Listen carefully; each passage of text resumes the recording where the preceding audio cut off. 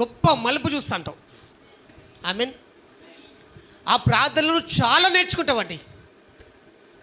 First యుద్ధం ఎక్కడ ప్రారంభమవుతుంది తెలుసా అండి? నువ్వు ఉన్న దగ్గరనే శత్రువుని అక్కడనే ఓడిస్తావు.